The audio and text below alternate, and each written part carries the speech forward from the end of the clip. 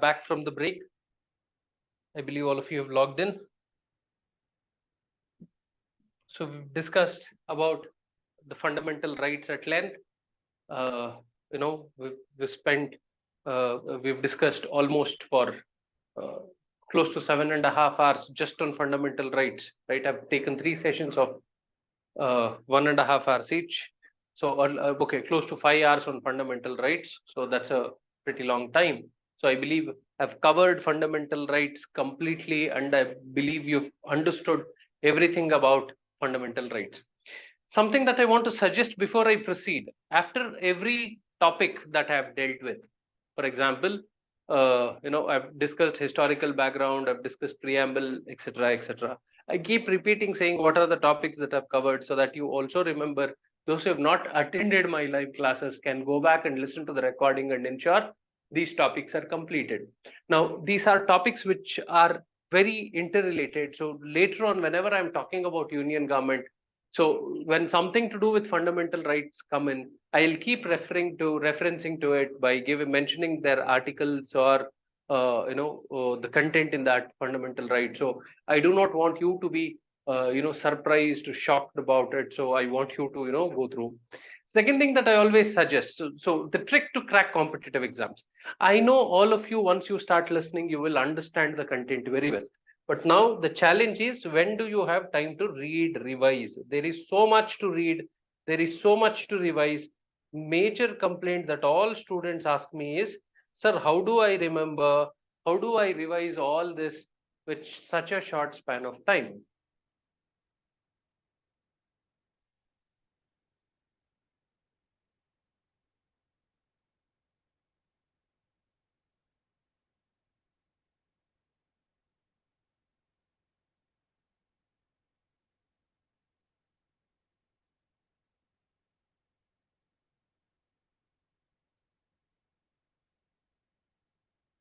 Okay. So that I believe I'm audible. Am I audible for all of you?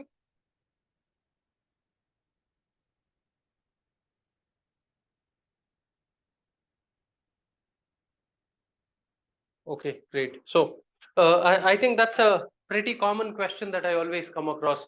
So how do you remember so much content? So I believe when I'm discussing in the classes, I'm trying to give you, more than what you actually need for the exam. So the ones that are very, very important for the exams, you will see me repeating at least thrice or 4 to 5 times, right? The moment I am stressing on it, at the moment I am repeating a given concept again and again, it is very clear that that is important. The reason why I repeat is so that it registers. There is an imprint that is created in your mind, right? The second way in which you can enhance your, memory or understanding of this concept is by, after every topic is completed, go to Google, type fundamental rights MCQs, type preamble KS MCQs or IAS MCQs or SSC, Staff Selection Commission MCQs. See, when you have to test your understanding of the subject, which exam ka questions you are trying to refer or test yourself does not matter. Try the most difficult ones. You can try UPSC questions as well, that is IAS exam questions. If you are able to solve that, then you will of course be able to solve any question that is given in KPSC papers, right? So try practicing a lot of MCQs. You will find a lot of MCQs on Google. Type the topic and MCQs. You will get a lot of questions. Again, after listening to this session, there are some questions you will be able to solve. Some you might find it difficult to solve. You know that you need to revise and brush up. So whichever topic you find that you are unable to answer, yes, you have heard about it, you know something about it, then please go back and revise that particular part thoroughly. So that's how you reinforce things on your memory. Not everything you will forget, not everything you will remember. So identify areas where you are lacking in terms of memory. So reinforce those concepts by taking more and more MCQs. I always say, if you solve around 100 to 200 questions on each topic. For example, now I'm going to discuss about directive principles of state policy. If you solve 200 questions, MCQs on directive principles of state policy, then there is no other question that can come in your exam beyond these questions that you've solved. So practice as many MCQs as possible. That's the trick. So whenever you're free. When you want to take a break, how do you take a break from now on? Just go to Google, try some quiz, practice all the GK more and more effectively by taking more and more MCQs.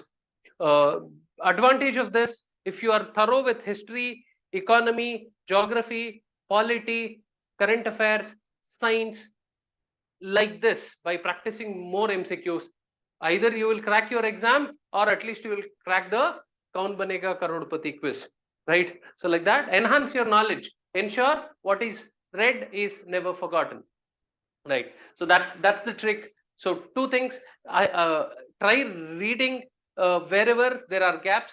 Try revising soon after the class.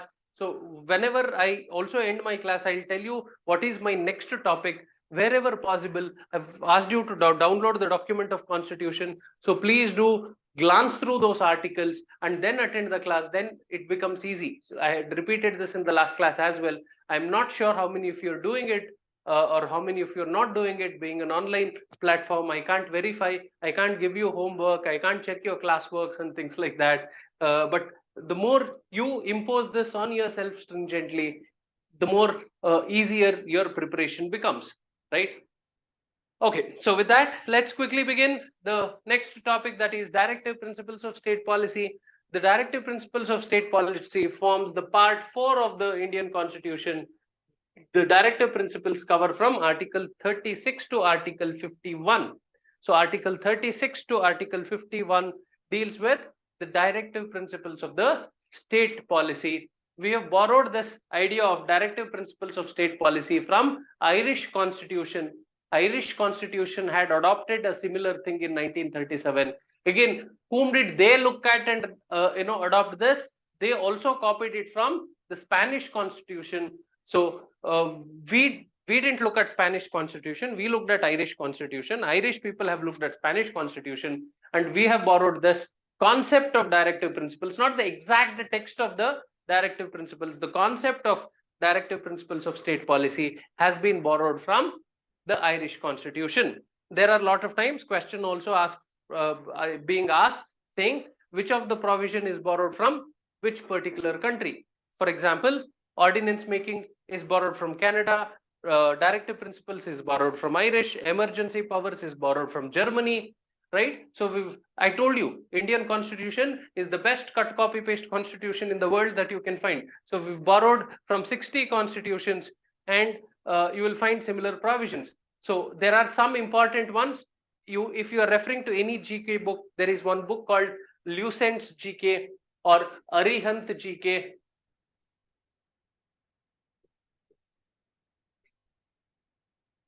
Or Lucent's GK.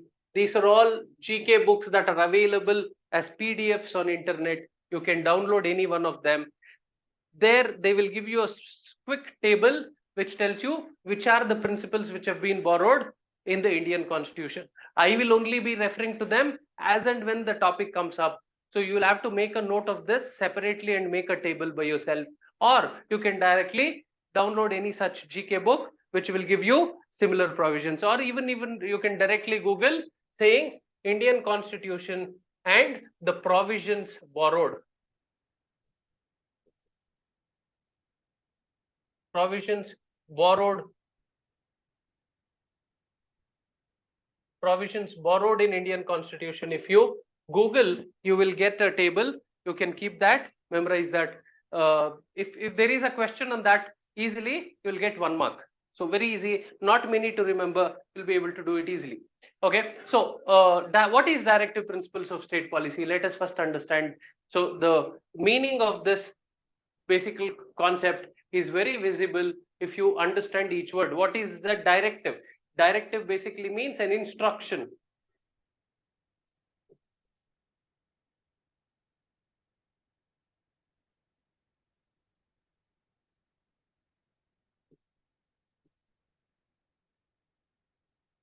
Instruction or advice. Again, the word instruction might sound mandatory, but this is not very mandatory. It is more like an advice. It is an advice. And what kind of an advice it is? It is a value-based advice. Principles, values.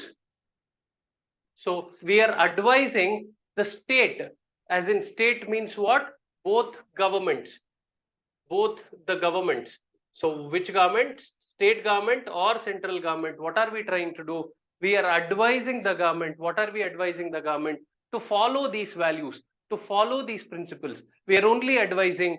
So when we advise, as you understand, it is not very mandatory. So we are advising the government to follow some values, follow some principles as mentioned in the constitution. Again, Dr. B.R. Ambedkar comes in. He defined Article 32 as what? Please quickly ping me. I just some time back told B.R. Ambedkar defines or describes Article 32 as something. Let me see how many of you remember.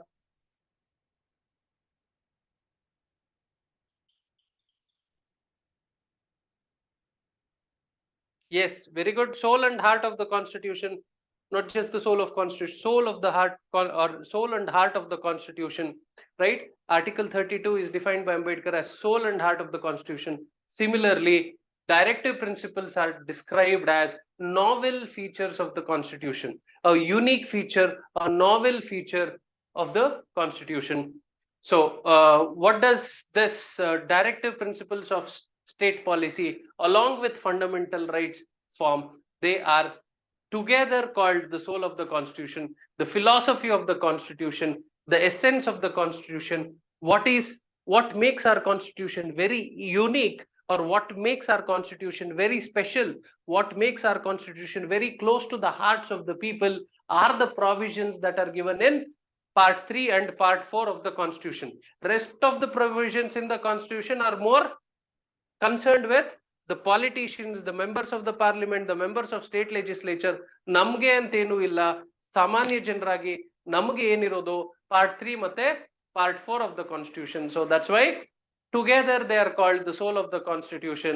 Only Article 32 is called both the soul and heart of the Constitution. Similarly, Granville Austin is a very famous constitutional expert. He calls directive principles and state policy and fundamental rights together as consigns of the Constitution. So ಈ ಪದಗಳನ್ನ ತುಂಬಾ ಚೆನ್ನಾಗಿ ಜ್ಞಾಪಕ ಇಟ್ಕೋಬೇಕು. There are direct questions that are asked. Who called DPSP and FR together as consigns of the Constitution? So DPSP is short form of directive principles of state policy. FR is short form of fundamental rights. So who called a combination of these two as consigns of the Constitution? Granville Austin. So similarly, who called directive principles as novel features? Dr. Ambedkar. So he also calls these two together as soul of the Constitution and Article 32 as soul and heart of the Constitution. Don't be confused. Okay. So let's now proceed and understand about the directive principles of state policy. So what does this basically say? So the Article 36, right? The first article under DPSP. So DPSP is from which article to which article? 36 to 51. So the first article very clearly defines what is state. So what is state? We've already defined the state, right?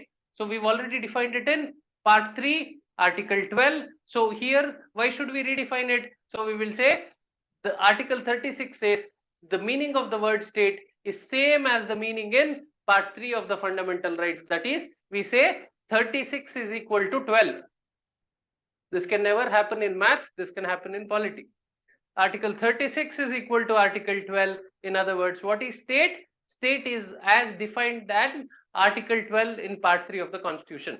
So to this, one more thing that Article 36 says is, so Article 36 says the state, so as defined in Article 12, should bear in mind, should keep the ideals, should keep in mind the ideals that are mentioned in DPSP while enacting laws. So whenever it is making laws to govern the nation, it should keep in mind the philosophy behind the Constitution. The philosophy behind the Constitution, the essence of the Constitution is found in FR, that is fundamental rights, is anyways justiciable. So if you don't do it, people will make you do it. So, but this is non-justiciable. So that's why they say, you keep this in mind. Please do it whenever possible, but this is not justiciable right, because this is not part of part 3 of the Constitution, only if your fundamental rights are violated, you can approach the court and expect the government to ensure your rights are restored. Whereas if the directive principles are not being followed, then you cannot approach the court of law and expect them to ensure these principles are brought into effect. So therefore, here who is being advised? The government, as in the legislative and executive organs of the both central state government, as already mentioned, all those authorities which are defined in part 12 should follow or should bear in mind these directive principles.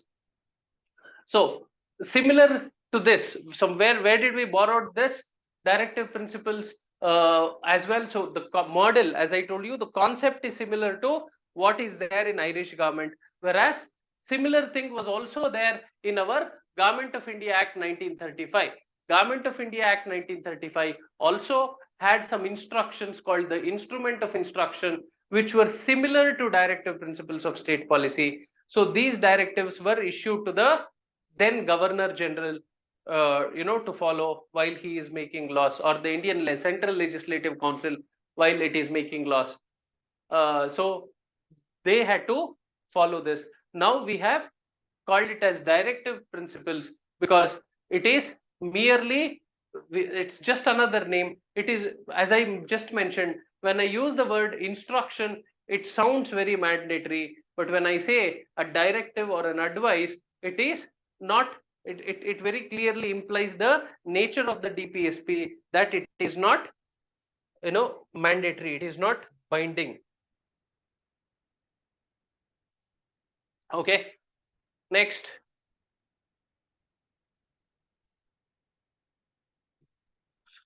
Yes, this is somebody has shared the GK book. Yes, this is Arihan GK.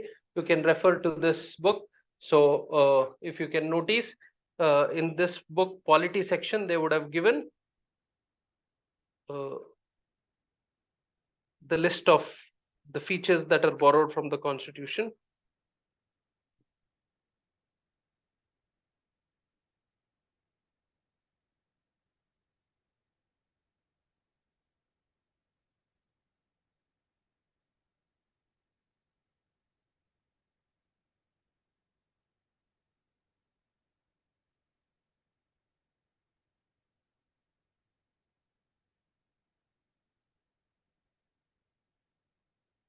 Yes, page number 52 of the PDF that you have shared clearly shows where are the various sources that have been referred to, right? So if you look at the Ireland, you will see concept of DPSP being mentioned.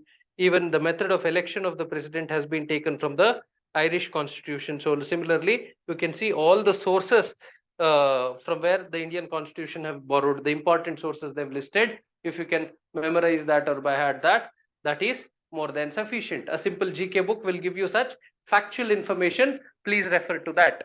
Okay, whosoever has shared, very good. So just refer to such document. Okay, moving forward, proceeding further. Okay, the directive principles, as mentioned, they're only instructions, they're only advice, they are not binding on the government. So why did we give this direction? We've given this direction because we want a objective, we want a vision to the government. The government must have a vision. I understand that the vision of the government is myopic, but they must have a vision, and that vision is enabled by giving a comprehensive economic, social, and political program for modern democratic state. So in other words, we have given a comprehensive directives which cover economic, social, and political aspects of the government. Why are they given? To ensure the values underlined in the preamble are met, they are not ignored. So Indian government, again, very clearly understand, we want our government to be a welfare state and not a police state. So what is a police state? The British government was a police state. What were they more concerned with?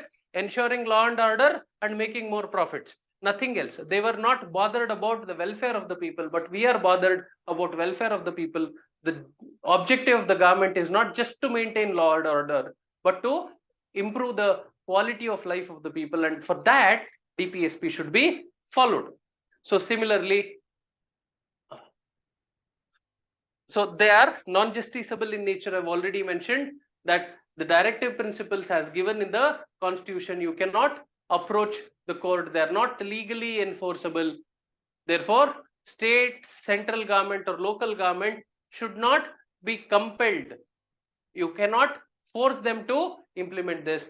But then why should we have this if they can't be implemented? Could be the question. But please understand that when these provisions have already been told, now if they don't follow it, what happens? They are answerable to the people in the next elections, right? If they are making laws that are contrary to directive principles of state policy, contrary to fundamental rights, contrary to fundamental rights is of course not possible, because anytime Supreme Court exercising the powers conferred can declare such laws as invalid or void, but that cannot be done with respect to fundamental rights. So in case, sorry, that cannot be done in case of directive principles of state policy. In case the directive principles of state policy is being ignored, then they will have to answer the people in the next elections, and hence they don't dare to, right?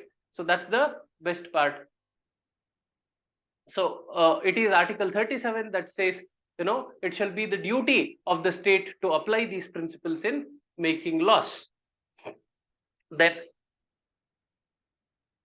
so they are, though directive principles are non-justiciable in nature, that is, they are not to be enforced by the court of law. But court of law can, if a law is being questioned, saying this is violating the fundamental rights or this is violating the philosophy of the constitution, the court of law can use part 4 of the constitution to understand the philosophy, to interpret the meaning of any term that is used in the law.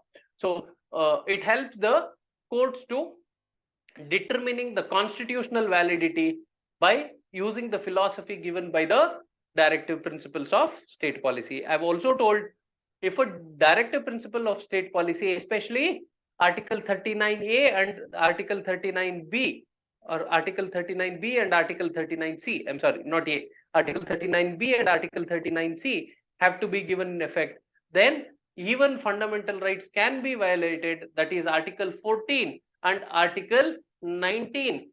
You can have a reasonable restrictions on these two to give effect to Article 39 B and C. We've already understood that while discussing fundamental rights itself. Okay, so what are these fundamental directive principles? So we have, again, before we understand the directive principles per se, please note the directive principles has also been classified. Who has classified? The constitution has not classified the directive principles. The political analysts who have read the directive principles of state policy time and again have classified these principles in the constitution, based on the themes, based on the philosophies. They have classified them into 3 types: socialistic, Gandhian, and liberal intellectual. So what are socialistic principles? Of course, socialistic principles are things that sound like the communist ideology, influenced by communist ideology, that promote, welfare of all and not welfare of the few. So what is communist ideology? Communist ideology is redistributing wealth into the hands of the all, rather than leading to the concentration of wealth in the hands of the few, right? So capitalist model is basically about making people rich. But India is not a capitalist country. America is a capitalist country. America is a consumerist culture, right? But India is not. So what happens in India? In India, we promote socialism, that is welfare of all. So wealth, when I say wealth, I'm referring to not just money, not just property, but any asset for that matter. It should be redistributed in such a manner that everybody has, equal access to wealth, right? So this is one of our philosophy, and that is the socialist principles. So there are various directives that tells you the socialist features in the constitution. So for example, let's quickly look at the directive principles. So Article 38, so we've already discussed Article 36 and Article 37. I've told you directive principles, that is part 4 of the constitution, is from article 36 to article 51. I have discussed article 36 and article 37. Article 37 says state should bear this in mind while framing the laws, right? Article 36 only says what is a state, and as defined, what is state, as state is as defined by article 12, right? So with that, let's move on. Article 38, what does article 38 say? To promote the welfare of the people by securing a social order permeated by justice, social, economic, political. You can see the preamble literally copy pasted here, right? Why do we want to, secure justice, social, economic, political? So that there is minimizing inequalities of income, status, opportunity, and facilities, right? So in other words, so we are trying to bring into effect, or we want to tell the government saying there is something written in preamble. What is written? We have written saying we must ensure there is justice. What kind of justice? Social justice, economic justice, political justice. So how do you bring social, economic, political justice? Remember, I have told you, right?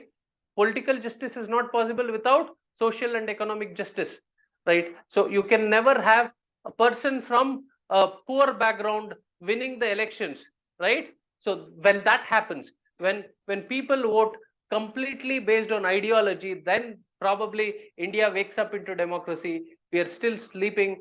I told you we got freedom in midnight, so democracy is yet to be awakened. But nevertheless, this is what is the objective. Objective is to ensure social democracy and economic democracy. Social democracy is, or social equality is all about ensuring everybody is treated equally. Economic democracy is mostly possible only by redistribution of wealth. That is, everybody has equal access to basic needs. So when you do that, political, uh, you know, uh, what do I say? Political justice is also guaranteed. So to do this, to ensure justice, social, economic, political, what do we expect? We expect to minimize. See, please understand, or frame lawyers idre ide ಮಾಡೋದು. They never say eliminate. They only say minimize. ಈಗಿದೆ ಗೊತ್ತು, inequalities of income ಇದೆ.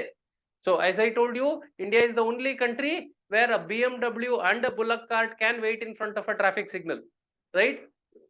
ತೀರಾ ಬಡವನೂ ಇದ್ದಾನೆ, ತೀರಾ ಸಾಹುಕಾರನೂ ಇದ್ದಾನೆ. ಇಲ್ಲಿ ಅಂಬಾನಿನೂ ಇದ್ದಾನೆ, ತುಂಬಾ ಬಡವನೂ ಇದ್ದಾನೆ. So the minimum. So what do we want to do? We understand that there is inequalities of income. What do we want to do? We want to minimize those inequalities. We understand that there is inequality in status. We want to minimize. So minimize. This is the advice. So we don't say eliminate. If it is to be eliminated, then government has to take stringent measures. But we say minimize. So government is trying its best capacity to minimize. We will for sure achieve equality. We should have equal distribution of wealth, income by 5024, right? Let us wait for that. Next, article 39. Remember, I've been talking about, while talking about fundamental rights, saying we to give effect to article 39b and 39c, even fundamental rights can be violated. So those 39b and c are given here. Let us go through the 6. Remember, article 19 had 6 rights. So similarly, article 39 has some 6 advices. What are those advices? 39a says the adequate means of livelihood for all citizens. What is adequate means of livelihood? ತಿನ್ನೋಕೆ, ಮೂರ್ ಹೊತ್ತೂಟ, ಹಾಕೊಳ್ಳೋಕೆ ಬಟ್ಟೆ, ಇರ್ಲಿಕ್ಕೆ ಒಂದ್ಸೂರು. That is basic needs. So to adequate basic means of livelihood. So ಊಟ ಇಲ್ಲ, ಅನ್ನಭಾಗ್ಯ ಇದೆ, ಸೂರಿಲ್ಲ, ಇಂದಿರಾ ಆವಾಸ್ ಯೋಜನೆ ಇದೆ, ಬಟ್ಟೆ ಇಲ್ಲ, ಸದ್ಯಕ್ಕೆ ಇನ್ನೂ ಅದಕ್ಕೆ ಸ್ಕೀಮ್ ಇಲ್ಲ, ಮುಂದಕ್ಕೆ ಬರ್ಬೋದು. Anyways, right? So of course, right to adequate means of livelihood is one of the basic needs. I told you, human life is not about living the life of an animal. We have to, giving right to life simply does not mean to keep him alive. He should also be able to lead a life of dignity. To enable that, adequate means of livelihood has to be secured. So why don't government ensure everybody gets free access to home, free food, Indira canteen ಮಾಡೋ ಬದಲು free ಆಗಿ ಎಲ್ಲಾನು ಮಾಡ್ಬಿಡ್ಬೋದಲ್ಲ. ಮಾಡೋಕ್ ಸಾಧ್ಯ ಇಲ್ಲ. ಎರಡು ಕಾರಣಕ್ಕೆ, ಈಗಲೇ ಜನ ಸೋಂಬೇರಿಗಳಾಗ್ತಾ ಇದ್ದಾರೆ. ಸೆಕೆಂಡ್, ಸರ್ಕಾರದ ಹತ್ರ ಅಷ್ಟೊಂದು ದುಡ್ಡಿಲ್ಲ. ಅಂದ್ರೆ ಸರ್ಕಾರದಲ್ಲಿ ಇರೋರ ಹತ್ರ ದುಡ್ಡಿದೆ, ಸರ್ಕಾರದಲ್ಲಿ ದುಡ್ಡಿಲ್ಲ. So please remember. So the right to adequate means of livelihood for all, this is an advice. ಸಾಧ್ಯವಾದಷ್ಟು ಮಾಡಿ, right. Similarly, equitable distribution of material resources of the community for the common good. So what is material resources? We are talking about money, we are talking about land, we are talking about assets, right? As much as possible, let there be equitable distribution of these resources. So I've already given you this example, I think, in one of my sessions. Let me repeat. ಒಂದು ತರಗತಿಯಲ್ಲಿ 10 ಮಕ್ಕಳಿದ್ದಾರೆ, ಒಬ್ಬನ pocket money 10,000, ಇನ್ನ 9 ಮಕ್ಕಳ pocket money 100 ರೂಪಾಯಿ ಇದ್ರೆ ಆ school ಮುಂದೆ ಇರೋ ಅಂಗಡಿನಲ್ಲಿ ಎಷ್ಟು ವ್ಯಾಪಾರ ಆಗುತ್ತೆ? ಇನ್ನೊಂದು ಸ್ಕೂಲ್ ಇದೆ, ಆ ಶಾಲೆನಲ್ಲೂ 10 ಮಕ್ಕಳಿದ್ದಾರೆ, ಪ್ರತಿ ಮಗುವಿನ ಪಾಕೆಟ್ ಮನಿ 1,000 ರೂಪಾಯಿ ಇದೆ, ಈ ಶಾಲೆ ಮುಂದೆ ಇರೋ ಅಂಗಡಿನಲ್ಲಿ ಎಷ್ಟು ವ್ಯಾಪಾರ ಆಗುತ್ತೆ? So if you look at it, sales will be more in that school where there is equitable distribution of resources. ಎಲ್ಲರ ಹತ್ರನೂ 1,000 ರೂಪಾಯಿ ಇದೆ, ಎಲ್ಲರೂ ಖರ್ಚು ಮಾಡ್ತಾರೆ. ಈ 10,000 ಇರುವಂತ ಒಬ್ಬ ವಿದ್ಯಾರ್ಥಿ, ಮಿಕ್ಕ ವಿದ್ಯಾರ್ಥಿಗಳ ಹತ್ರ 100 ರೂಪಾಯಿ ಇದೆ ಅಂದ್ರೆ, 100 ರೂಪಾಯಿ ಇದ್ದವರು ಅಷ್ಟು ಖರ್ಚು ಮಾಡಿದ್ರು 900 ರೂಪಾಯಿ ಖರ್ಚು ಮಾಡ್ತಾರೆ. 10,000 ಇರುವಂತ ವಿದ್ಯಾರ್ಥಿ 10,000 ಖರ್ಚು ಮಾಡೋದಿಲ್ಲ. So the total sales will be less when compared to the total sales that can happen when there is equitable distribution. So please understand, when I talk about economy, I'll talk about the controversy between saving and spending. ನೀವು ಎಷ್ಟು ಉಳಿತಾಯ ಮಾಡ್ತಿರೋ ಅಷ್ಟು ದೇಶಕ್ಕೆ ದ್ರೋಹ ಮಾಡ್ತಾ ಇದ್ದೀರಾ. ಯಾಕೆ ಅಂತಂದ್ರೆ, ಒಂದಷ್ಟು ವಸ್ತುಗಳನ್ನ ಉತ್ಪಾದನೆ ಮಾಡಿದ್ದಾರೆ, ನೀವು ತಗೋತೀರಾ ಅಂತ. ನೀವು ತಗೊಳ್ಳಿಲ್ಲ ಅಂತಂದ್ರೆ ಆ ವಸ್ತು ವ್ಯಾಪಾರ ಆಗಲ್ಲ. ಆ ವಸ್ತು ವ್ಯಾಪಾರ ಆಗ್ಲಿಲ್ಲ ಅಂದ್ರೆ ಬಿಸ್ನೆಸ್ ಲಾಸ್ ಆಗುತ್ತೆ. ಅವ್ರಿಗೆ ಲಾಸ್ ಆದ್ರೆ ಒಂದಷ್ಟು ಜನಕ್ಕೆ ಕೆಲಸ ಹೋಗುತ್ತೆ, ಕೆಲಸ ಹೋದ್ರೆ ಇನ್ಕಮ್ ಹೋಗುತ್ತೆ, ಇನ್ಕಮ್ ಹೋದ್ರೆ ಡಿಮಾಂಡ್ ಬೀಳುತ್ತೆ, ಡಿಮಾಂಡ್ ಕುಸಿದ್ರೆ ಮತ್ತೆ ಸೇಲ್ಸ್ ಆಗಲ್ಲ. The same vicious circle will continue. Again, don't get into that very deep. ಹಂಗಂತಂದ್ಬಿಟ್ಟು ಸೇವಿಂಗ್ಸ್ ಮಾಡದೆ ಹೋದ್ರೆ ನಾಳೆ ನಿಮ್ಗೆ ಕಷ್ಟ ಬಂದಾಗ ಯಾರು ಬಂದು ಊಟ ಹಾಕಲ್ಲ. So that's a controversy. So that's where we don't have a one single principle which will solve these kinds of situations. So ಆದಷ್ಟು ಸಾಧ್ಯವಾದಷ್ಟು ಮಟ್ಟಿಗೆ equitable distribution ಇರಬೇಕು, so that there is more spending, there is more growth in the economy, there is common good for all that is assured. So socialist principles ಬಗ್ಗೆ ಹೇಳ್ತಾ, I must tell you this.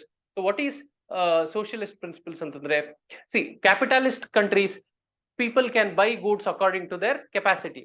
So ದುಡ್ಡಿರೋನು pizza ತಿಂತಾನೆ, ದುಡ್ಡಿಲ್ದೇ ಇರೋರು Indira canteen ಅಲ್ಲಿ ಅನ್ನ ಸಾಂಬಾರ್ ತಿಂತಾರೆ. But socialist principles ಅಲ್ಲಿ ಹಾಗಲ್ಲ, ಎಲ್ಲರೂ ಸಮಾನರಾಗಿರ್ಬೇಕು. ಸೊ ಎಲ್ಲರೂ ಒಂದೇ ರೀತಿ ಆಹಾರ ತಿನ್ಬೇಕು. ಇನ್ ಅದರ್ ವರ್ಡ್ಸ್, ಎಲ್ಲರೂ ಇಂದಿರಾ ಕ್ಯಾಂಟೀನ್ ಅನ್ನ ಸಾರೇ ತಿನ್ಬೇಕು. ಎಲ್ರಿಗೂ ಪಿಜ್ಜಾ ಕೊಡೋ ಶಕ್ತಿ ಸರ್ಕಾರದ ಹತ್ರ ಇಲ್ಲ. ಸೊ ಏನ್ ಮಾಡ್ತೀವಿ, ಪಿಜ್ಜಾ ತಿನ್ನೋನ್ಗು ಅನ್ನ ಸಾಂಬಾರ್ ಕೊಡೋಕ್ ಸ್ಟಾರ್ಟ್ ಮಾಡ್ತೀವಿ. So lot of time socialism is also called redistributing poverty rather than prosperity. Anyways, so ಈ ತರಹ ಸೋಷಿಯಲಿಸ್ಟ್ ಪ್ರಿನ್ಸಿಪಲ್ಸ್ ನ ನಾವು ಅನಲೈಸ್ ಮಾಡ್ತಾ ಇದೀವಿ. ಯಾವ್ದು ಸರಿ ಯಾವ್ದು ತಪ್ಪು ನಾವು ನಿರ್ಧಾರ ತಗೊಳ್ಳಿಕ್ ಸಾಧ್ಯ ಇಲ್ಲ. These are to be understood and evaluated. So equitable distribution appears to be good because everybody has equal access. The basic necessities are assured. So similarly, prevention of concentration of wealth and means of production. So again, both have the same nature. In other words, equitable distribution ಆಗ್ಬೇಕು ಅಂದ್ರೆ concentration of wealth prevent ಆಗ್ಲೇಬೇಕು. ಎಷ್ಟು ಹಣ ಅಂಬಾನಿ ಕೈಗೆ ಸೇರುತ್ತೋ ಅಷ್ಟು ಹಣ ಬಡವನ ಕೈಯಿಂದ ಕಸ್ಕೊಂಡಂಗ ಆಗುತ್ತೆ. So again, sometimes you must have this question. Instead of what do I say, instead of supporting the poor people by creating employment etc., government itself has the right to print money, right? So 2,000 ಕೊಡೋ ಬದಲು ಎಲ್ರಿಗೂ ಒಂದು 50 ಲಕ್ಷ ಕೊಟ್ಬಿಟ್ರೆ ಬಡತನ ನಿರ್ಮೂಲನೆ ಆಗೋಗುತ್ತಲ್ಲ ಅಂತ ನಾವ್ ಯೋಚನೆ ಮಾಡ್ಬೋದು. ಬಟ್ ಬಡವನ್ಗೆ ದುಡ್ಡು ಕೊಟ್ರೆ ಏನ್ ಮಾಡ್ತಾನೆ, ಫಸ್ಟ್ ಹೋಗಿ ಅವ್ನಿಗೆ ಇಷ್ಟ ಬಂದಿದ್ದೆಲ್ಲ ತಗೋತಾನೆ. ಅವ್ನಿಗೆ ಇಷ್ಟ ಬಂದಿದ್ದನ್ನೆಲ್ಲ ಮ್ಯಾನುಫ್ಯಾಕ್ಚರ್ ಮಾಡಿ ಮಾರಾಟ ಮಾಡ್ತಾ ಇರೋನು ಯಾರೋ, ಅಂಬಾನಿ. ಸೊ ದುಡ್ಡು ಯಾರ ಕೈಗೋಯ್ತು, ಅಂಬಾನಿ ಕೈಗೋಯ್ತು. ಸೊ ಸರ್ಕಾರ ಎಷ್ಟು ಫ್ರೀ ಸ್ಕೀಮ್ಸ್ ಕೊಡುತ್ತಲ್ಲ ಅಷ್ಟು ಅಂಬಾನಿನ ಸಾಹುಕಾರನನ್ನಾಗಿ ಮಾಡ್ತಾ ಇರುತ್ತೆ. So please understand, freebies might look very easy to very attractive, but they are like slow poison that can affect the growth and progress of the country in the future. So anyways, so concentration of wealth and means of production should be prevented if there has to be equitable distribution of the resources. So idanna madlikke sarkara fundamental rights, that is right to equality, and your article 19, the 6 rights, can be ignored, right? So that is the power that we have. Then article 39D says equal pay for equal work, both for both men and women. Similarly, article 39E says preservation of health and strength of workers and children against forcible abuse. So what is forcible abuse? Making them work uh, overtime, making them work extra, not caring about the health. A lot of times you will notice construction workers especially are they're mostly abused. They people the ಕೋಟ್ಯಾಂತರ ರೂಪಾಯಿ ಖರ್ಚು ಮಾಡ್ತಾರೆ ಮನೆ ಕಟ್ಟಲಿಕ್ಕೆ, ಆದ್ರೆ ಅವರ ಒಂದು ಆರೋಗ್ಯದ ಸ್ಥಿತಿ ಬಗ್ಗೆ ಯಾರೋ ಕಾಳಜಿ ವಹಿಸೋದಿಲ್ಲ construction workers. So again, that should not happen. So we must take measures to preserve the health. And when I talk about health, please understand the word health has been defined in a very broader term. Health ಅಂತಂದ್ರೆ ಏನು ಆಹಾರ ಇರಬೇಕು, only physically they should be good ಅಂತಷ್ಟೇ ಅಲ್ಲ, even mental health is covered. Please look at the definition given by World Health Organization to understand health. It talks about physical, mental and spiritual well-being of a person. So ಈ ಮೂರಲ್ಲೂ healthy ಇದ್ರೆ ಮಾತ್ರ the person is considered health. So we are referring to that kind of a health. So similarly, opportunities for healthy development of the children. So what we complain of malnutrition, female child being always ignored and not being given nutritious food. So all that is basically violating article 39. So that should not happen. Government should take measures to ensure everybody gets equal treatment. So that's why they have put this in directive principles of state policy. Again, why not this fundamental right? Because as of now, as I already mentioned, government does not have resources to make this fundamental right. So similarly, to promote equal justice and to provide free legal aid to the poor, article 39A. What is article 39A? A capital illide andreno, this has been added by a amendment. So what does this basically say? It says provide free legal aid to the poor. Who should it be given? Only to the poor, not to the rich, right? So free legal aid, ನಾನು ನಿಮ್ಗೆ ಆಗ್ಲೇ ಒಂದ್ಸತಿ explain ಮಾಡ್ತಾ ಹೇಳಿದೀನಿ. ನಿಮ್ಮ ಹತ್ರ ನಿಮ್ಮ ಮೇಲೆ ಯಾರೋ ಒಬ್ರು ಕೇಸ್ ಹಾಕಿದ್ರು, ನಿಮ್ಗೆ ಲಾಯರ್ನ ಇಡೋ ಅಷ್ಟು ಶಕ್ತಿ ಇಲ್ಲ, ಸ್ಥಿತಿವಂತರಲ್ಲ, ಸರ್ಕಾರ ಲಾಯರ್ನ ಕೊಡುತ್ತೆ. So that is free legal aid. ಆದ್ರೆ ಸರ್ಕಾರಿ ಲಾಯರು ಅಪೋಸಿಟ್ ಪಾರ್ಟಿ ಜೊತೆ ಸೇರ್ಕೊಂಡು ಅವನ ಹತ್ರ ದುಡ್ಡು ಇಸ್ಕೊಂಡು ನಿಮ್ಗೆ ಶಿಕ್ಷೆ ಆಗೋಗ್ ಮಾಡ್ತಾನೆ. ತಪ್ಪು ನಿಮ್ದಿರ್ಲಿ ಬೇರೆಯವ್ರದಿರ್ಲಿ, ಧೈರ್ಯ ಮಾಡಿ ಆರ್ಟಿಕಲ್ 39 ನ ಬಳಸ್ಕೋಬಹುದು. Continue. Article 41 to secure the right to work, to education, to public assistance.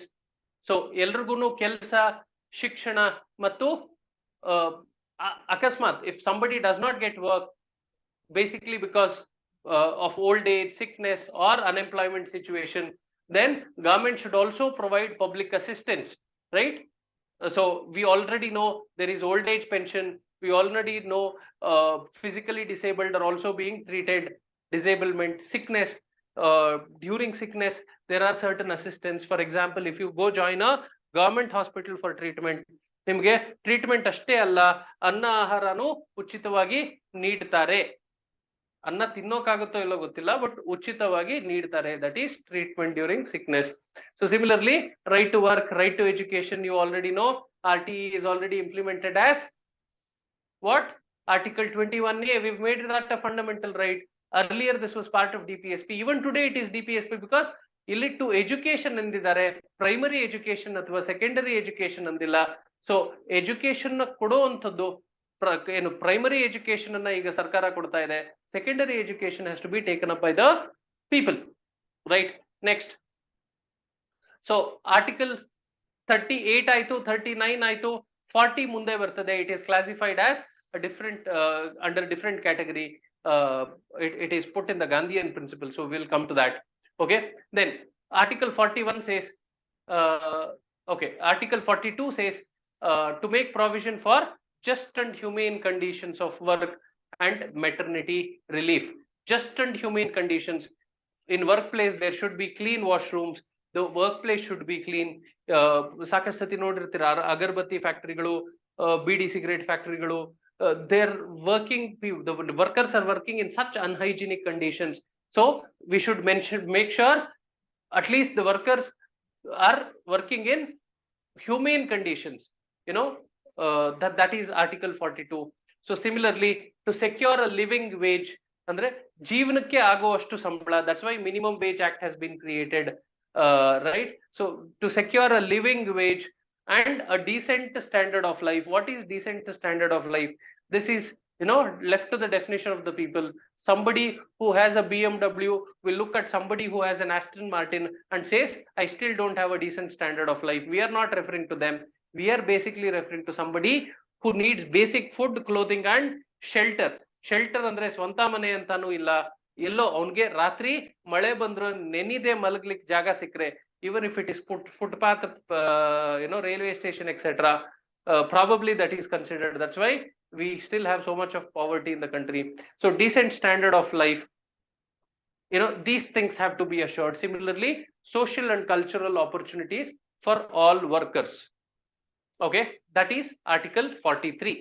Then article 43A, even workers should be allowed to take part in management of industries.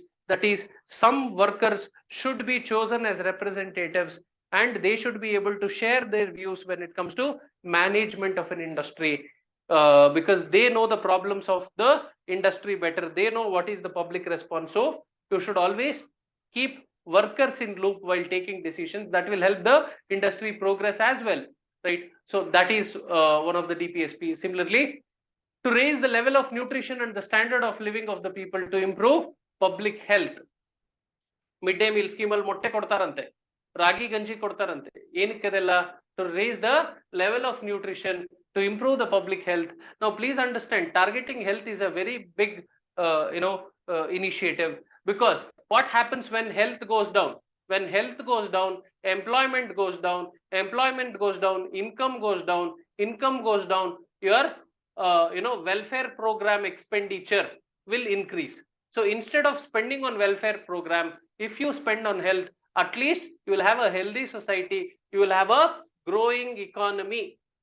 So that's why government should invest more on health rather than welfare programs. Next, Gandhian principles. So what is Gandhian principles? So please note, we've so far discussed socialist principles. So ಇದೆಲ್ಲ ನಿಮ್ಗೆ ನೋಡಿದ್ರೆ ಗೊತ್ತಾಗುತ್ತೆ, ಏನು social ಇಕ್ವಾಲಿಟಿಯನ್ನ achieve ಮಾಡ್ಲಿಕ್ಕೆ ಅಂತಾನೆ ಈ directive principles ನ ಇಲ್ಲಿ ತಂದು ಹಾಕಿರುವಂತದ್ದು.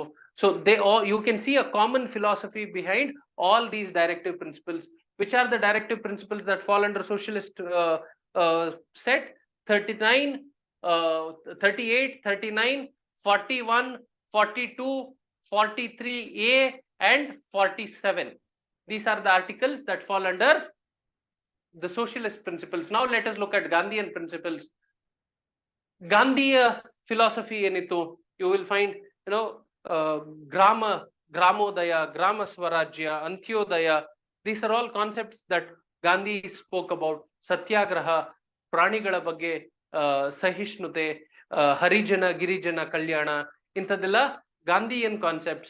So what are these Gandhian concepts trying to talk about? They're trying to talk about improvement of rural areas, improvement of the people in the villages, improvement of people belonging to the depressed classes, be it scheduled tribes, scheduled castes, etc. Right? So we will find the Gandhian philosophy in these directive principles. That's why they are called Gandhian principles. Right? Let's quickly look. Article 40, to organize village panchayats and to give them with necessary powers, provide them with necessary powers and authority to enable them to function as units of self-government. ಅವರ ಒಂದು ಆಡಳಿತವನ್ನ, ಅವರ ಒಂದು ವ್ಯವಸ್ಥೆಯನ್ನ ಅವರೇ ನಿರ್ಮಿಸಿಕೊಳ್ಳುವಂತಹ ಅಧಿಕಾರವನ್ನ ಪಂಚಾಯಿತಿಗಳಿಗೆ ನೀಡಬೇಕು. That is article 40. Article 43. Article 41, 42 is already there in socialist principles.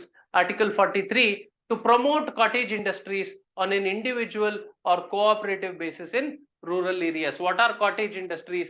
ಗುಡಿ ಕೈಗಾರಿಕೆ ಅಂತ ಕರಿತೀವಿ ಕನ್ನಡದಲ್ಲಿ. ಏನು ಅಂತಂದ್ರೆ ಮನೆಯಲ್ಲೇನೆ ಯಾವುದೋ ಒಂದು ವಸ್ತುವನ್ನು ಉತ್ಪಾದನೆ ಮಾಡಿ ಮಾರಾಟ ಮಾಡಿ ಜೀವನ ಮಾಡ್ತಾ ಇರುವಂತವ್ರು.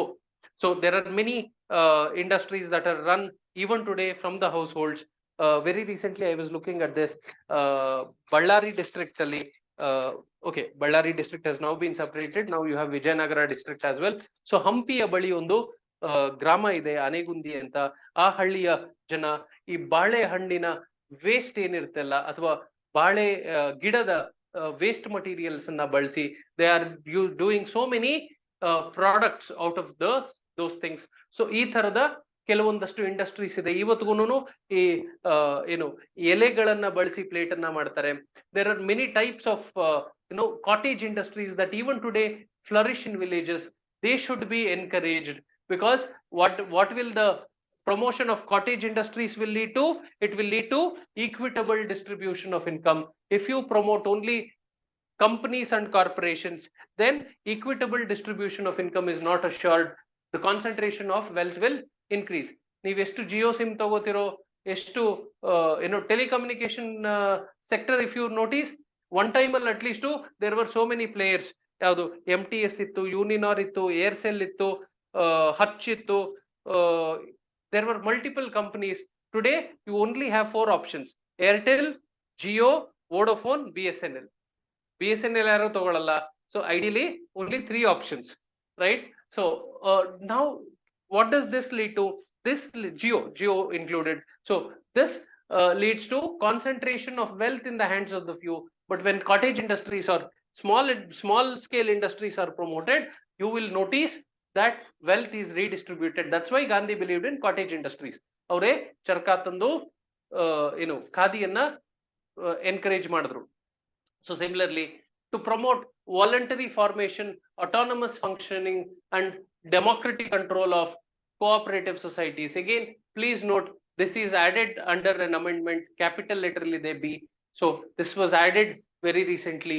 So cooperative societies have also been given now constitutional status.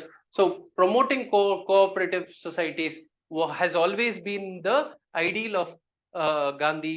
Gandhi always wanted people to work together for betterment, right? ಅವರ ಸಾಬರ್ಮತಿ ಆಶ್ರಮ ಭಾರತಕ್ಕೆ ಬಂದ ಮೇಲೆ ಕಟ್ಟಿರುವಂತದ್ದಾಗಿರ್ಬೋದು. So Sabarmati Ashram is not individual residence of Gandhi. It is basically a place which Gandhi selected, which was funded by the public, and people could go work with Gandhi according to the Gandhian philosophies, live along with Gandhi and get their basic needs fulfilled in that particular ashram. So it is more like an ashram. That's why it's called Sabarmati Ashram. So this concept of Gandhi's Sabarmati Ashram basically comes from Phoenix Farm. So he had started similar thing even when he was in South Africa. He had named it as Phoenix Farm and Tolstoy Farm, where all Indians who were oppressed because of racism in Africa, they got place in his ashram. So he used to collect funds from people and use that money for providing basic needs to people who were oppressed in South Africa. Indians, preferably Indians, but limited not to Indians, people who were oppressed due to racism in South Africa. ಅಲ್ಲಿಂದಾನೆ ಅವರ ಸಾಬರ್ಮತಿ ಆಶ್ರಮದ concept ಬಂದಿದೆ. It was not new in India. So Gandhi had already experimented that there. So cooperative societies is similar to that. People come together, pool their resources and enable them to self-develop. So that is a cooperative society. So that is also a directive principle. So we have to promote cooperative societies. So similarly, SC/ST, Harijana matte Girijana.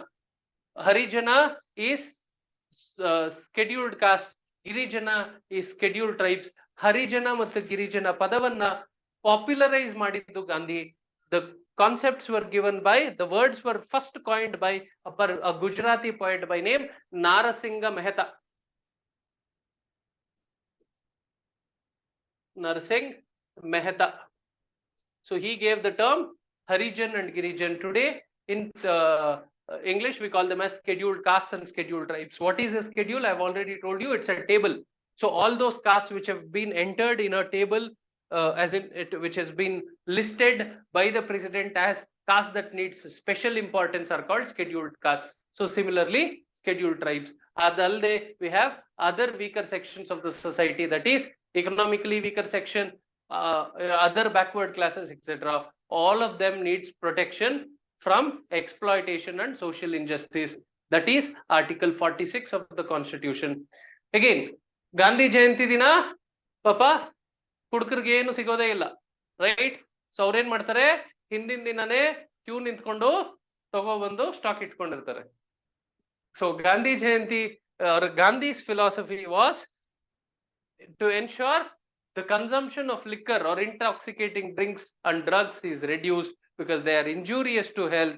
So Gandhian philosophy, of course, bans consumption of intoxicating drinks. So government should take steps to reduce consumption of intoxicating drinks. But COVID time ಅಲ್ಲೆಲ್ಲ ನಾವು ನೋಡಿದೀವಿ, ಸರ್ಕಾರ ನಡೆದಿದ್ದೆ ಕುಡುಕರಿಂದ. ಅದರಿಂದ WhatsApp ನಲ್ಲಿ ಕೂಡ they were proudly calling as people who fund the government. ಇವತ್ತಿಗೂ highest tax ಇರುವಂತದ್ದು ಏನು ಆಲ್ಕೋಹಾಲ್ ಮೇಲೆ, ಸರ್ಕಾರಕ್ಕೆ ಜಾಸ್ತಿ ರೆವೆನ್ಯೂ ಬರ್ತಾ ಇರೋದು ಆಲ್ಕೋಹಾಲ್ ಮೇಲೆ. So they are not completely eliminating it because that's a source for revenue. So Gandhian principle, Article 47 in DPSP is just there as an article. We have not been able to give that into effect. So similarly, Gohatya Nisheda, that is slaughter of cows, calves and other milch. Milch is milk giving animals, and draught cattle, those which don't give milk, still those cattle should be, protected. Slaughter of them should be prohibited, and we should also take steps to improve indigenous breeds. So all of us, when we talk about cows, we only know most of the cows that you see today are not Indian cows. Jersey irutte athwa HF, Holstein Friesian irutte. So they are not Indian cows. They are cows which were imported from Denmark because they had huge milk bearing capacity. During the White Revolution, we bought so much of foreign cows and we have been rearing them for the sake of milk. But there are Indian breeds of cattle. They may not give huge quantity of milk, but they are Indian breeds and needs preservation. Hallikar antide, Amrit Mahal ide. So there are so many Indian breeds which needs to be preserved. So Gandhian article of the DPSP article 48 very clearly says steps must be taken to prohibit the slaughter of cattle and we should preserve the indigenous breeds. So idralella nimge Gandhiya chintanegalu kanutte, adike Gandhian principles. Next, liberal intellectual principles. Obba vaignanikavagi yochane maduvantava, somebody who is civilized, somebody who thinks about civilized people. I'm talking about those civilized people who understand the implications of their actions. So they have certain thoughts. So they are called liberal intellectual principles, which we have them. So whenever I talk about civilized, whenever I talk about human beings, who are human beings today? Human beings are those species which cut trees, make paper out of it and write save trees on it, right? We are not talking about those human species. We are talking about the liberal intellectual species who understand the implications of their actions.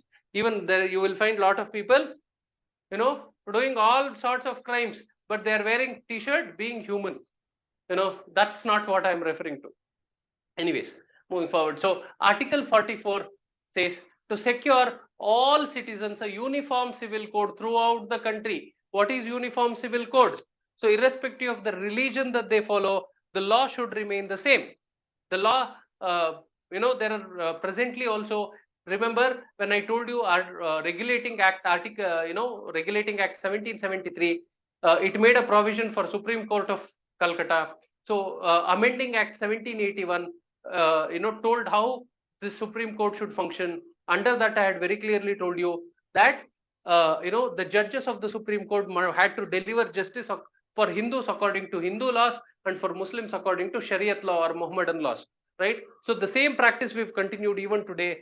The law for the respective religion continues to be according to their religious dictums, except the laws that have been made by the parliament, so or the state legislature. So the laws that the government makes should try to bring some uniformity. So if you look at the inheritance laws, they are different in Muslims, they are different in Hindus. So Hindu succession law is different. Muslims have a different inheritance plans. So these kinds of variation should not be there.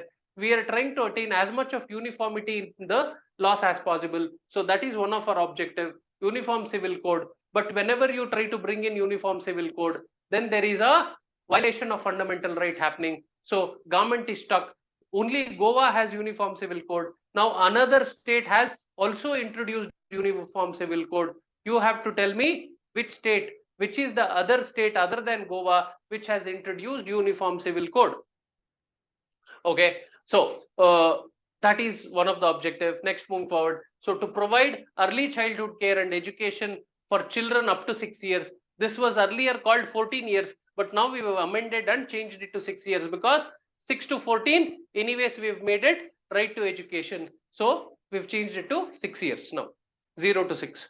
Right. Then to organize agriculture and animal husbandry on modern and scientific lines. So when I say modern and scientific lines, it does not mean do agriculture with more fertilizers, pesticides, etc. We are still talking about the traditional organic farming, but in a scientific lines, but in a advanced lines. That is, use of tractors should be considered. Again, even when you use tractors, they say earthworms will get destroyed, etc. But anyways, wherever modern technology can be integrated, wherever the human effort in agriculture can be reduced, then such steps should be taken, and agriculture and animal husbandry should be carried forward, right? Similarly, to protect and improve the environment and to safeguard forest and wildlife. So forest and wildlife is our responsibility, environment is responsibility. 48A talks about, again, this has been introduced in the amendment. It was not part of the original constitution.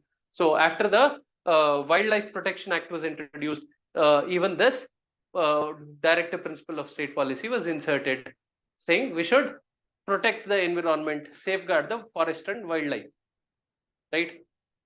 Again, various laws have been made to give effect to that. We will discuss about that as well.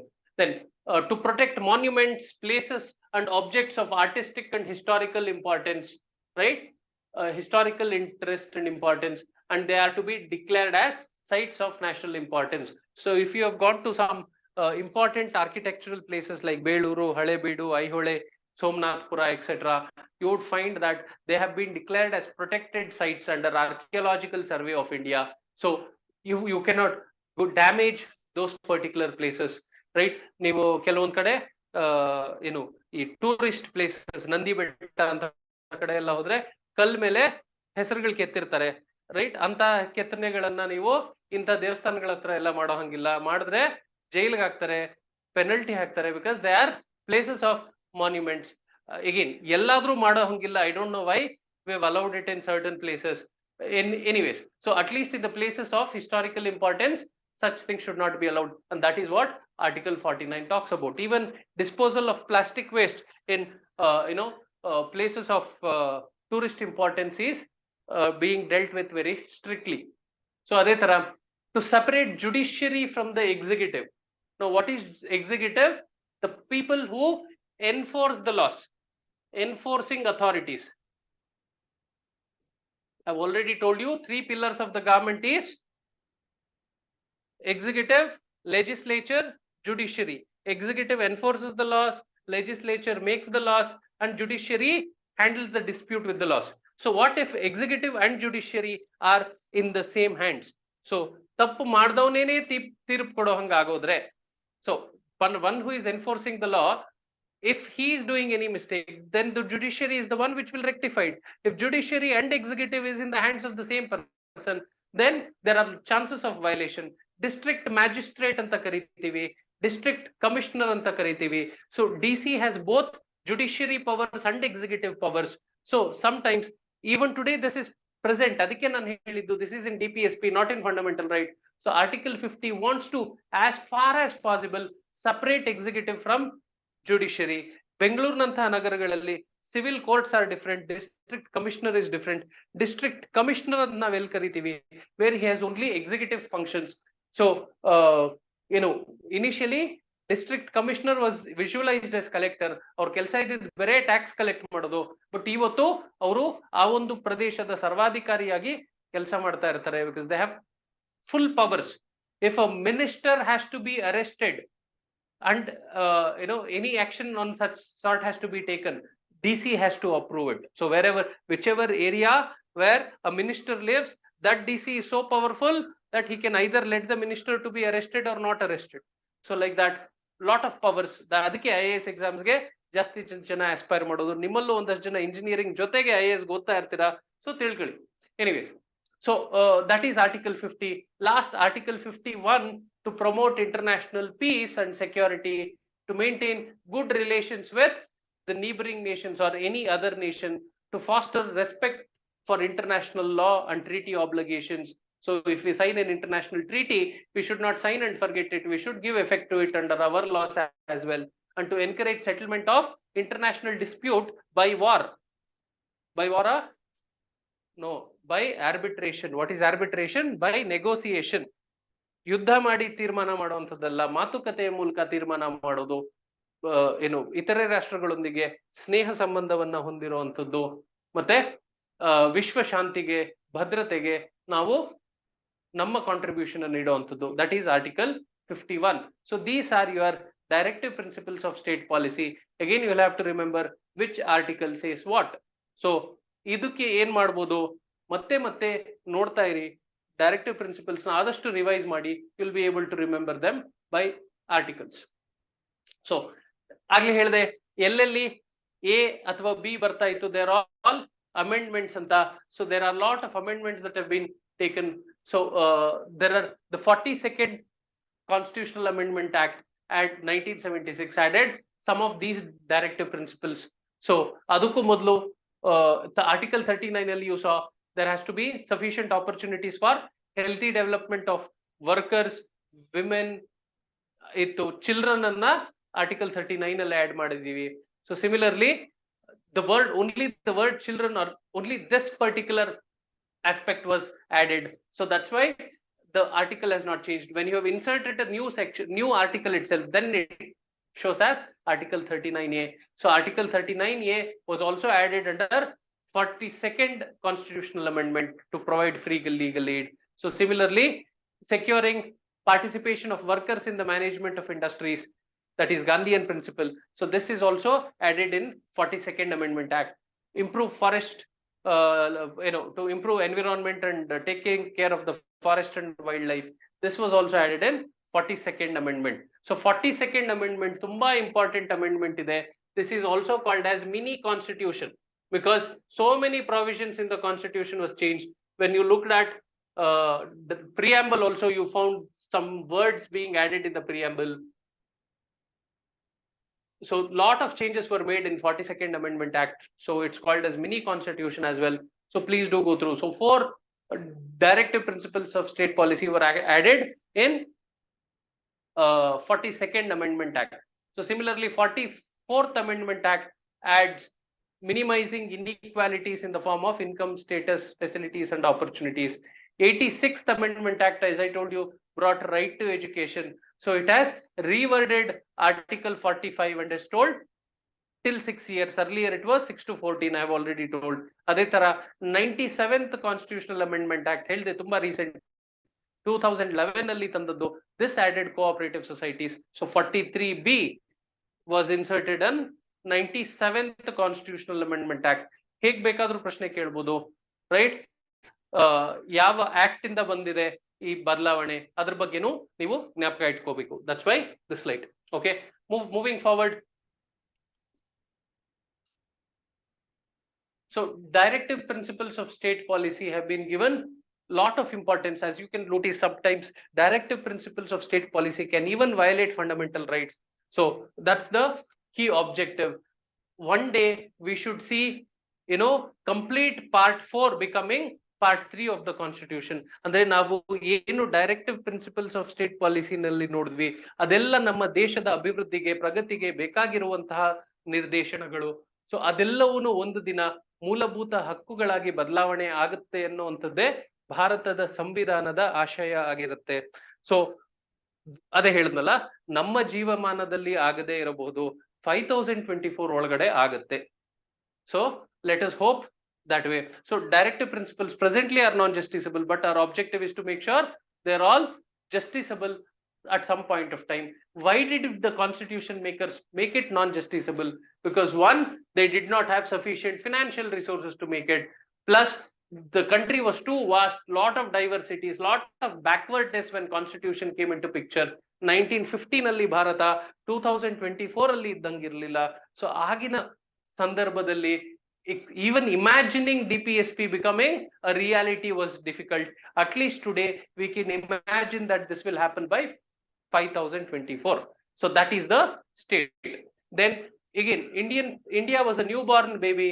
So more and more responsibilities on the government could have led the government to break down, right? So we left them free to decide when they will do it, the order, the time, the place, when they will do it. We left it to the government so that they can take decisions. The constitution, makers of the constitutions were very realistic.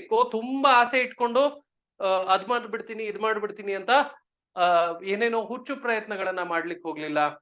ಅವರು ಏನ್ ಮಾಡ್ಲಿಕ್ಕೆ ಸಾಧ್ಯನೋ ಅದನ್ನೇ ಸಂವಿಧಾನದಲ್ಲಿ ಬರೆದ್ರು.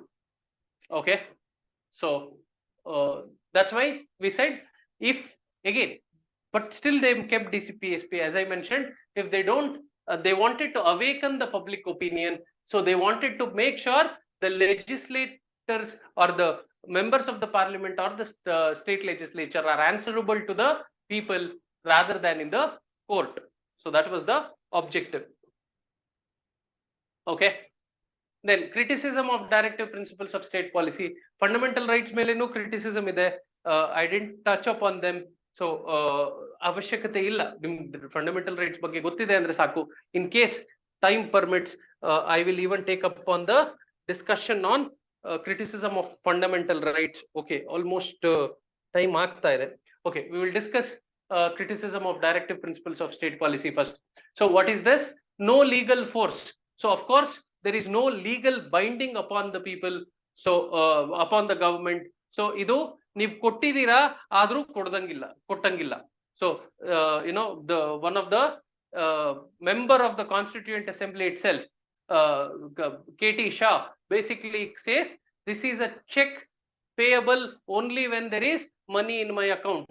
ನೀವೇನೋ check ಏನೋ ಕೊಟ್ಟಿದ್ದೀರಾ, amount ಬರ್ದು ಕೊಟ್ಟಿದ್ದೀರಾ, ಆದ್ರೆ ನನ್ನ ಅಕೌಂಟ್ ಅಲ್ಲಿ ದುಡ್ಡಿಲ್ಲ, ಇದ್ದಾಗ ತಗೊಳ್ಳಿ ಅಂತ ಚೆಕ್ ಕೊಟ್ಟಿದ್ದೀರಾ. ಸೊ ಆ ತರ ಆಗೋಯ್ತು ನಿಮ್ಮ directive principles of state policy. It's a check on a bank payable only when the resources of the bank permit. So that is how we have made it. And TT Krishnamachari calls this a dustbin of sentiments. So ಜನರ sentiments ಜೊತೆ ಆಟಾಡ್ತಾ ಇದ್ದೀರಾ, sentiments ಅನ್ನ ತಗೊಂಡೋಗಿ dustbin ಹಾಕಿದೀರಾ ಅಂದ್ರೆ ಅದು ಕೊಡಲ್ಲ, ಅದು ನಿಷ್ಪ್ರಯೋಜಕ, ಆತರ ಮಾಡಿದ್ರೆ. ಆದ್ರೆ ಇದೆ, ಡಸ್ಟ್ಬಿನ್ ಅಲ್ಲಿ ಇರೋದು ಇದೆ. ಸೊ ಆತರ ಕೊಟ್ಟಿದ್ದೀರಾ ಆದ್ರೂ ಕೊಡ್ದಂಗೆ ಇಟ್ಟಿದ್ದೀರಾ. That is how this people have criticised. So there are different ways in which people criticize. So that's how DPSP has been criticized, because there is no legal force. Then illogically arranged. So ನೀವಾಗ್ಲೇ ನೋಡಿದ್ವಿ, we have classified it as Gandhian principles, socialist principles, liberal intellectual principles. So constitution ಬರ್ದಾಗ್ಲೇ ಇದನ್ನ ಮಾಡ್ಬಿಟ್ಟು ಹಾಕ್ಬೋದಿತ್ತಲ್ವಾ, order ಕೊಡ್ಬೋದಿತ್ತಲ್ವಾ. So ಈಗ ನಮ್ಗೆ article 38 Gandhian socialist, liberal intellectual ಜ್ಞಾಪಕ ಇಟ್ಕೊಳ್ಳೋದಂಗೆ ಇವೆಲ್ಲ ಸಮಸ್ಯೆ ನಿಮ್ಗೆಲ್ಲ ಮಾಡಿಟ್ಟು ಹೋಗಿದ್ದಾರೆ. ಅದಕ್ಕೆ ನಿಮ್ ತರ students plus constitution in critics ಬೈದಿದ್ದಾರೆ. They've told the directive principles of constitution of state policy are not logically arranged. There are different philosophies that have been grouped together and given as one single directive principle of state policy. So similarly, the the makers of the constitution were very conservative anta baitare. Sir Ivor Jennings basically calls this as very conservative, because they've spoken about socialism without socialism. We have told there is socialism because there is equitable distribution of wealth, everything. We talk about socialist ideals, but where is opportunity for socialism? There is nothing that is done. Actually speaking, today the socialist credentials in the constitution has been completely diluted. ಅದೇ ತರ constitutional conflict, lot of times DPSP can bring conflict between center and state, president and prime minister, governor and chief minister, why all that? Directive principles and fundamental rights itself, there are in conflict sometimes. So constitutionally conflict tanditidira. So that is the criticism. Nevertheless, of course, directive principles, so state policy has been very useful because they have been always a guiding light to the makers of the laws. So they also know that they have to exercise their law in their limitations, because Supreme Court also uses directive principles of state policy to see the validity of the law as per the constitutional meaning. So a lot of advantages have also been there with respect to directive principles of state policy, not to be dealt in detail. So I've also explained you already the difference between fundamental rights and directive principles. So initially, Champakam Dorai Rajan case, Supreme Court told fundamental rights will prevail. Directive principles of state policy cannot be given into effect by violating fundamental rights. But we later notice Keshavananda Bharati case, and Golaknath case, we time and again we have revised. Now the state, now what is the stand? When Article 39B and C comes in, Article 14 and 19 goes out. Simple. So that I've already explained. So that's with respect to directive principles of state policy. I will also discuss the criticisms on fundamental rights so that you can understand the criticisms.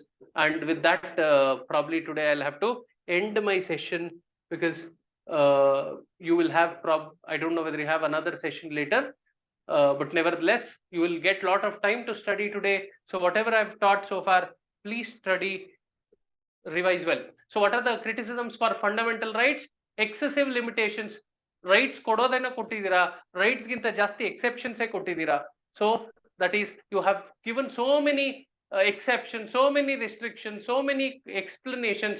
So finally what we have understood is we have fundamental rights, but we don't even understand what is fundamental rights. So that's the kind of criticisms that has been made. So similarly, no social and economic rights. So though we are talking about political rights, social and economic rights like right to work, right to employment, right to rest, right to leisure, social security. So all these have been not made fundamental rights. So this is, you have given rights, but none of those rights can be realized unless rights like this are also added and made available to the people. So many other democratic countries have done this. You have not done it. That's the criticism. Next, no clarity. You have used the word minority, you have used the word public order, you have used the word reasonable restriction. ಅದರ ಅರ್ಥ ಏನು ನಮ್ಮಂತವ್ರು ಗೊತ್ತಿರಲ್ಲ, ನಮ್ಗೆಲ್ಲ English ಬರಲ್ಲ, ನೀವೆಲ್ಲ ಅರ್ಥ ಮಾಡಿಸ್ಬೇಕಲ್ವಾ. So as the constitution makers, you should have defined all these kinds of words. By leaving it undefined, you have left a lot of scope for interpretation. So a lot of ambiguity is there, lot of indefiniteness is there. So that's why Sir Ivor Jennings calls this constitution as paradise for lawyers. Lawyer ಗಳಿಗೆ ಸ್ವರ್ಗ. ಯಾಕೆ? ದುಡ್ಡು ಮಾಡಬಹುದಲ್ಲ, ಜಾಸ್ತಿ ದುಡ್ಡು ಕೊಟ್ರೆ ಹಿಂಗೂ ಹೇಳ್ತಾರೆ, ಕಡಿಮೆ ದುಡ್ಡು ಕೊಟ್ರೆ ಹಂಗೂ ಹೇಳ್ತಾರೆ. So paradise for lawyers, because constitution can be interpreted the way they want. Similarly, no permanency. Fundamental rights have been made, but you have also allowed that fundamental rights to be abolished. So you have already removed fundamental right to property. One day, fundamental right to life and personal liberty is also taken away. It should not be surprising. Anta criticism ide, but ಈಗ ನೀವು ಅರ್ಥ ಮಾಡ್ಕೋಬೇಕು, after 1974 case, we understand that some elements have been discussed as decided as basic structure of the constitution. Those cannot be removed even by the amendment. Anyways, fundamental rights are not available during emergency. Again, when I'm talking about emergency, mainly Article 20 and 21. What is Article 20? Protection with respect to arrest and detention, and personal liberty. They will continue to be in operation. That is, these two rights are not cancelled just because national emergency is declared. If this has to be cancelled, President will make a separate notification saying Article 22 and 20 and 21 is also cancelled.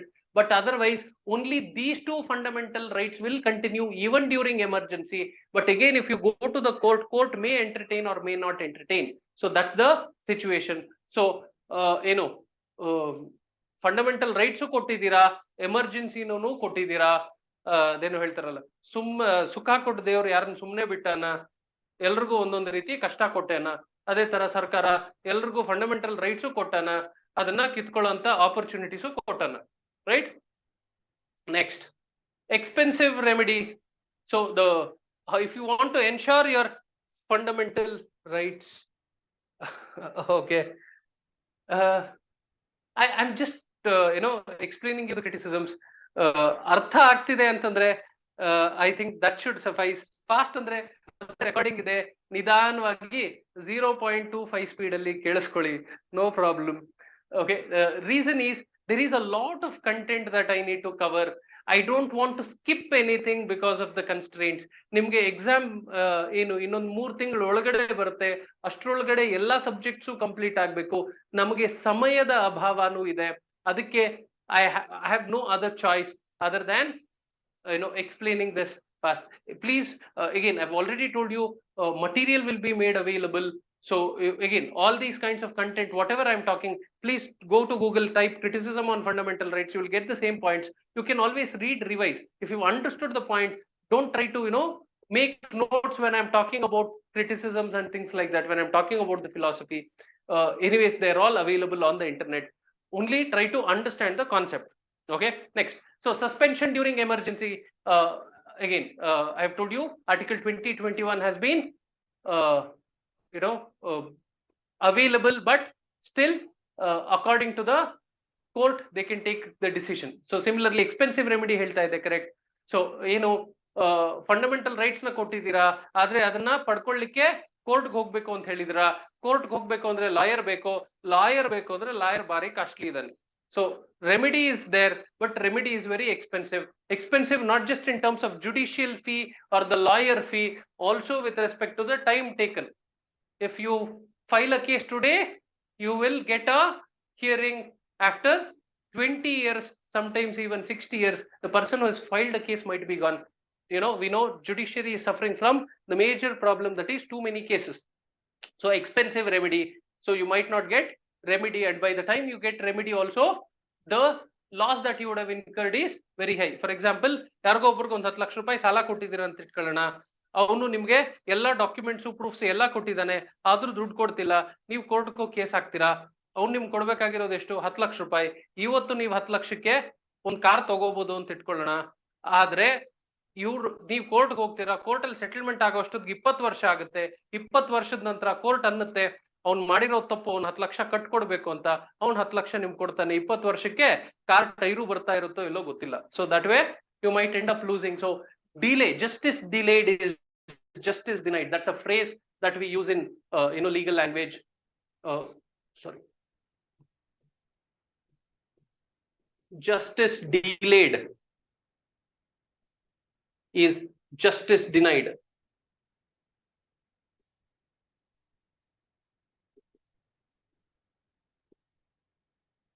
Justice delayed is justice denied. So in other words, if the delivery of justice is delayed, then it is as good as denying it.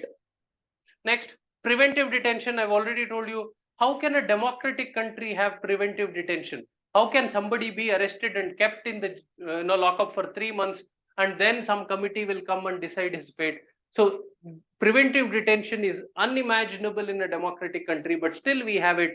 Legacy of the British, I told you, we've continued this from the Rowlatt Act, right? So that continues. So we have preventive detention as well. So similarly, no consistent philosophy, right?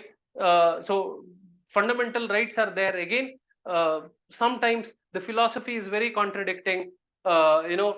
You on one side talk about right to freedom of religion, on the other side you talk about right to equality, and sometimes they don't go hand in hand. So these are some of the challenges.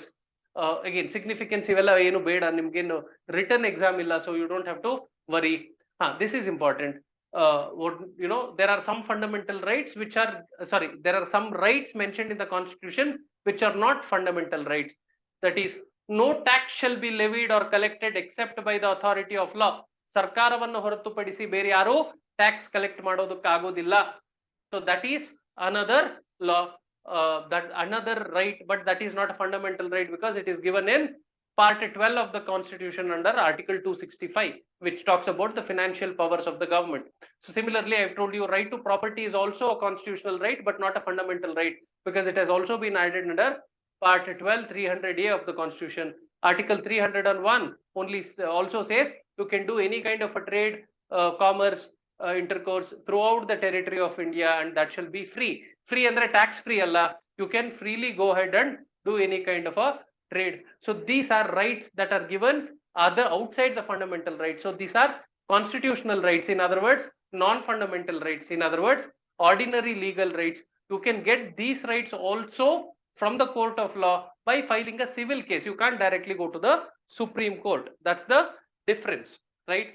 So with that, I have discussed at length about the important aspects of both fundamental rights and directive principles of state policy. I believe you have been able to understand everything. If you have any questions, feel free to ask.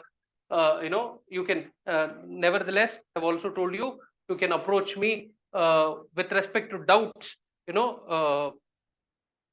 personally as well. I've told you I'm available on Facebook. You can probably ping me through Messenger if required. In the end, that is after my complete sessions, if you still have a lot of doubts, then we'll keep a separate session for doubt clarification, if time permits, if all that is possible. So please remember, I'm not just going to be dealing with Indian polity. I'll also be covering some other subjects for you as well. So again, the time that we have is just 3 months. So we have to make sure nothing is left and everything is covered comprehensively. So wherever you find any challenge, please feel free to approach, reach out. I'm always there to help. Yes, any questions now? You can ask me. If you have any questions, please raise your questions. I'll be happy to answer.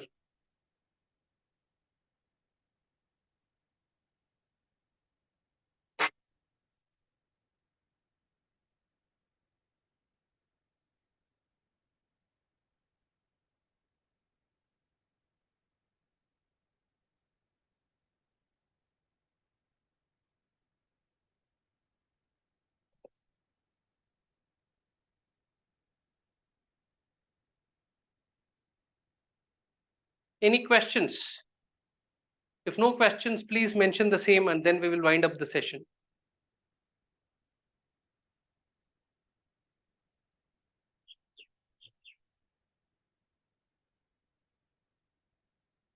Fine. Thank you. Have a nice weekend. Please also study well. Prepare for whatever topics that covered, revise, make notes. Do well. Thank you.